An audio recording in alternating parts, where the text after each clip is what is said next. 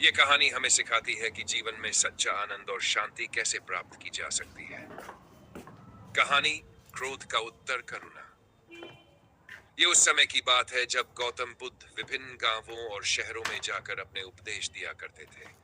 उनकी वाणी में इतना आकर्षण था कि लोग उनकी शिक्षाओं को सुनकर तुरंत ही उनकी ओर खिंच जाते थे।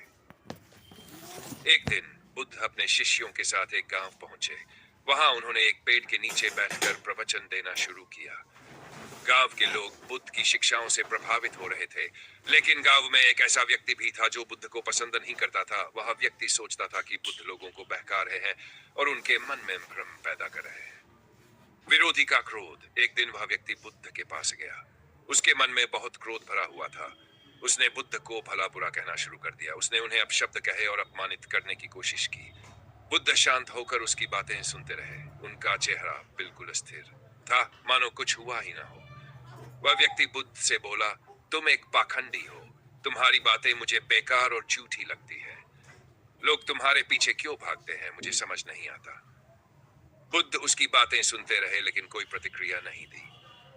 कुछ देर बाद जब वह व्यक्ति थक गया और चुप हो गया, तब बुद्ध ने बहुत शांत और सौम्य स्वर में कहा, क्या मैं तुमसे एक सवाल पूछ सकता हूं? गौतम बुद्ध के उपदेश और वचन जीवन को समझने और आत्म साक्षात्कार के लिए प्रेरणादायक है। यहाँ उनके कुछ प्रेरणादायक विचार प्रस्तुत है। अपना दीपक स्वयं बनो। बुद्ध ने कहा, अपने दीपक स्वयं बनो। इसका अर्थ है कि अपने जीवन का मार्गदर्शन स्वयं करो और दूसरों पर पूरी तरह निर्भर न रहो। अपने अनुभवों और ज्ञान से सीखकर अपनी राह चुनो। डी, अतीत को जाने दो। अतीत को छोड़ दो। भविष्य के बारे में चिंता मत करो। केवल वर्तमान क्षण पर ध्यान केंद्रित करो। हमें वर्तमान में जीने की प्रेरणा देते हुए बुद्ध बताते हैं कि अतीत का पछतावा और भविष्य की चिंता हमें वर्तमान में जीने से रोकती है। 3. क्रोध को त्यागो। क्रोध को पकड़ कर रखना जलते हुए कोयले को किसी और पर फेंकने की मंशा से पकड़े रहने के समान है। इसमें आप ही जलते हैं।